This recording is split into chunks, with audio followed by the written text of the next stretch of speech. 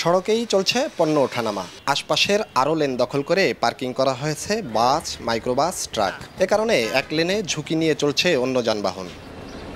গোপালগঞ্জ শহরের বেদগ্রামে একটি bus terminal রয়েছে। পর্যাপ্ত জায়গা না থাকায় অনেক বাস রাখা হয় পাশের সড়কে। এমনকি শহরের কুয়াডাঙ্গায় বাস স্ট্যান্ড, ক্রিকেট স্টেডিয়াম সড়কে ট্রাক স্ট্যান্ড এবং সিটি কলেজ সড়ক ও সড়ক ভবনের সামনের বাইপাস ব্যবহার করা হচ্ছে মাইক্রো স্ট্যান্ড হিসাবে। 2 লেন সড়কের 1 লেন দখল করে পার্কিং করায় বাকি লেনে চলাচলে তৈরি হয়েছে ঝুঁকি। প্রায় সৃষ্টি হয় যানজটের। গোপালগঞ্জে একটা মাইক্রো স্ট্যান্ড নাই, অত্র সমস্ত জেলায় মাইক্রো স্ট্যান্ড আছে। গাড়ির মালিক, স্টাফ রাস্তায় গাড়ি রেখে বসে থাকে, বাড়ি যেতে পারে না। টার্মিনাল সম্প্রসারণ বারবার বলা হয়েছে, কিন্তু আসলে কোনো সম্প্রসারণ হয়নি।